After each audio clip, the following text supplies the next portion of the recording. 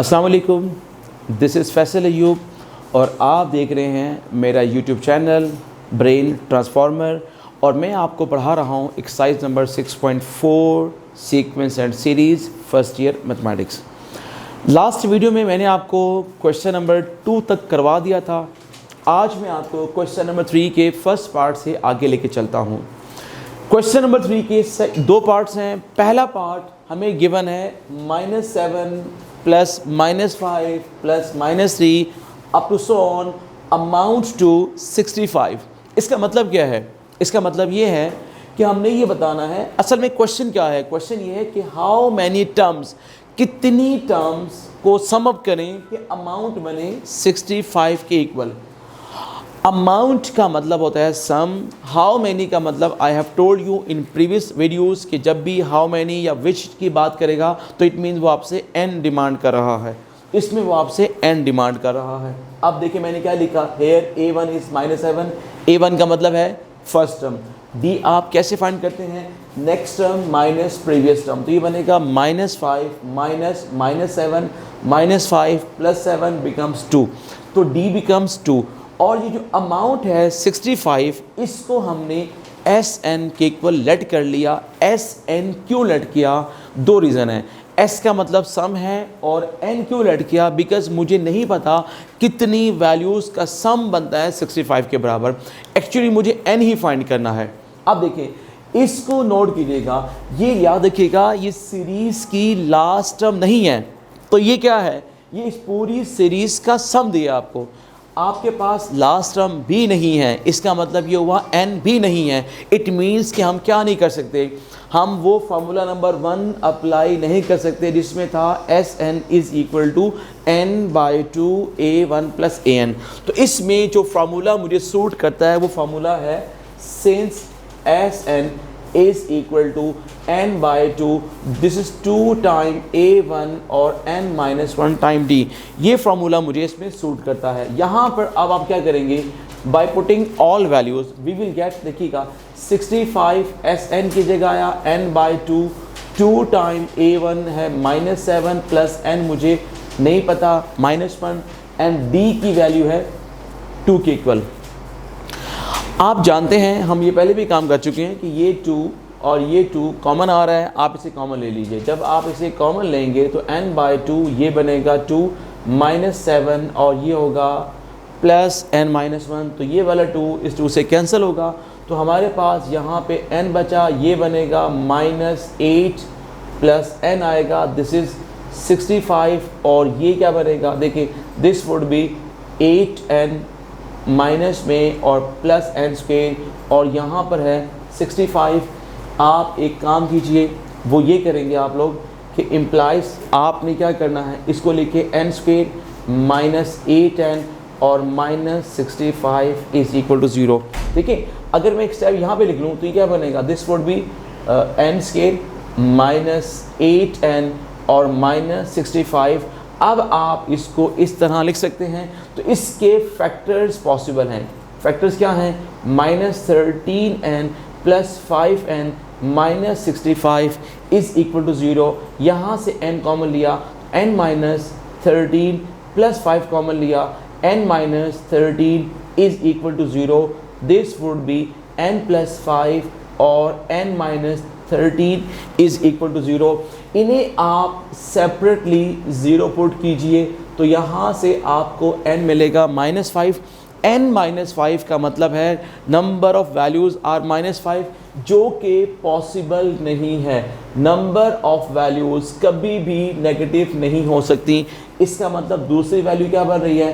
13, n is equal to 13। तो इसका मतलब फिर क्या हुआ? दिस इम्प्लाइज, ठीक है, total 13 terms are there in the series having sum। कितना बनता है सम इनका? 65 के इक्वल। तो ये 2 पार्ट्स थे। 3 का पहला पार्ट जिसमें थी अमाउंट 65 के बराबर, आपने क्या करना था? सिर्फ और सिर्फ आप लोगों ने n फाइंड आउट करना था।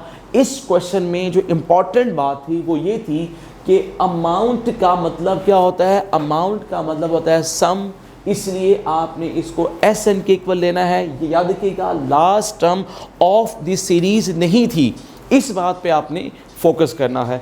इसके बाद जो इसका नेक्स्ट वाला पार्ट है, एग्जैक्टली यही काम करना है आप लोगों ने। उसमें भी क्या करना है, जो भी आपके पास सम गिवन है, देखें नेक्स्ट पार्ट में अगर मैं बताना चाहूँ आपको तो वो आपसे ये कहता है, ये क्वेश्चन नंबर 3 का सेकंड वाला पार्ट है, दैट इज़ -7 प्लस -4 और -1। इस केस में अमाउंट कितनी है, अमाउंट है 114। अब देखिएगा A1 एग्जैक्टली वही -7, D कैसे फाइंड करेंगे आप लोग, next term minus previous term करके, और इसे आपने एस एन सपोज करना है, वर्किंग इज सेम, आपने सेम वर्किंग करनी है और आपने इसके बाद इसे खुद सॉल्व करना है। एंड आई होप सो कि आप इसे खुद सॉल्व कर सकते हैं।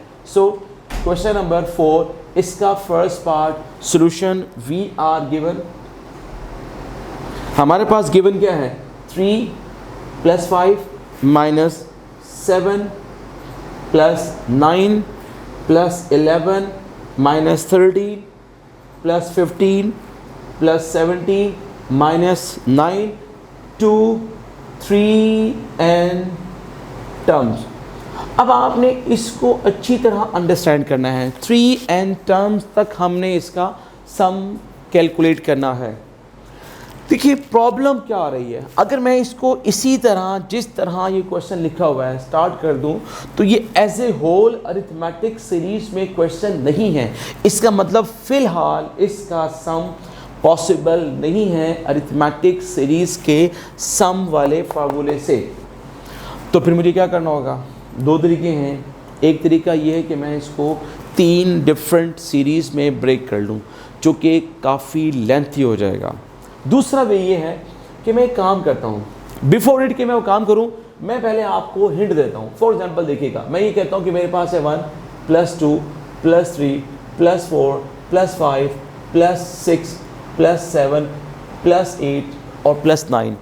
आप चेक कीजिए, दीज आर टोटल 9 टर्म्स। अब मैंने क्या किया, 1 + 2 + 3 इन तीनों को सम कर लिया, 4 + 5 + 7 इनको सम कर लिया, 7 + 8 + 9 इनको सम कर लिया। अब आप काउंट कीजिएगा, now these are only 3 terms. जब मैंने इनके 3 के पेयर बना लिए, ठीक है, इनका ग्रुप बनाया 3 के, तो इससे फिर मुझे फ़ायदा ये मिला है कि नंबर ऑफ टर्म्स कितनी बन गई, 3 बन गई हैं।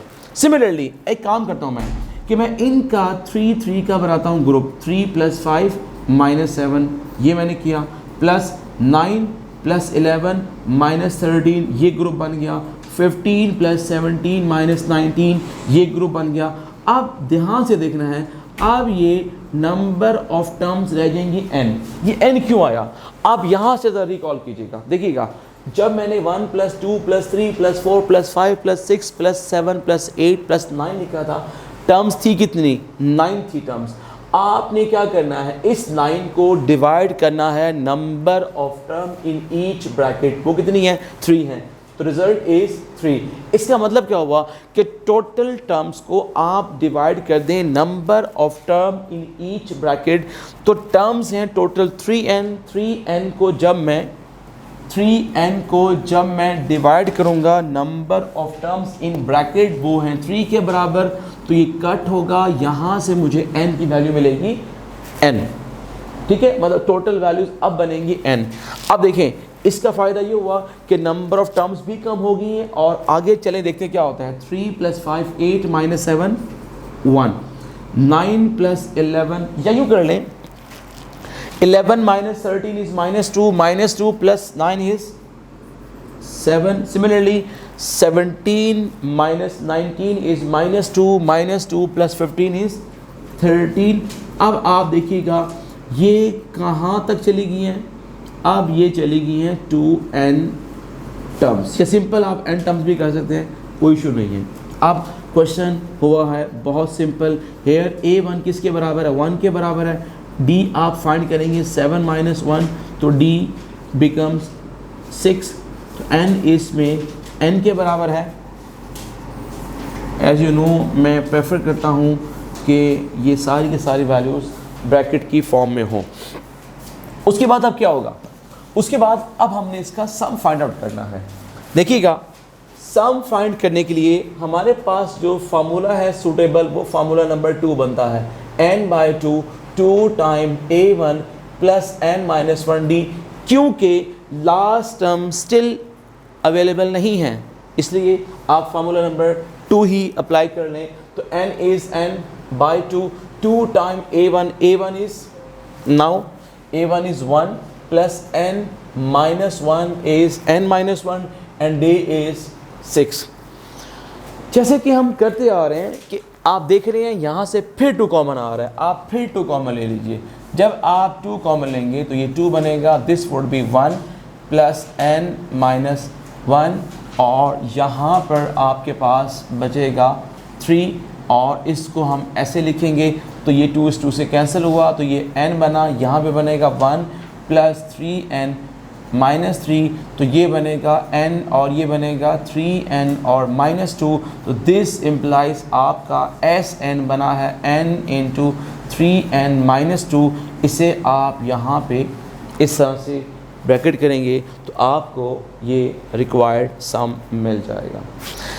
एग्जैक्टली क्वेश्चन नंबर 3 जिस तरह था उसके 2 पार्ट्स थे, एक पार्ट मैंने सॉल्व कराया था आपको। एग्जैक्टली क्वेश्चन 4 के भी 2 पार्ट्स हैं, एक पार्ट मैंने सॉल्व कराया आपको 3 टर्म्स का, 3n टर्म्स का, और इसी तरह से एक पार्ट इसका और बनता है जिसमें भी आपने 3n टर्म्स तक सम फाइंड आउट करना है। उसके लिए क्या करेंगे आप, एग्जैक्टली वही काम करेंगे कि आप लोगों ने इसी तरह 3 टर्म्स के बनाने हैं। ग्रुप्स बनाने के बाद फिर आप देखिएगा नंबर ऑफ टर्म्स n रह जाएंगी, आपने फिर a1 और d फाइंड आउट करना है, n आपको n मिलेगा। फार्मूला नंबर 2 इज सूटेबल, वो अप्लाई करेंगे आपको सम उसका मिल जाएगा। सो आई होप सो कि आप इसका सेकेंड वाला पार्ट खुद कर सकें, क्योंकि इसमें एज सच कोई इतना मुश्किल काम नहीं है। सो ये हमारी question number 3 and question number 4 complete solve हो गए हैं।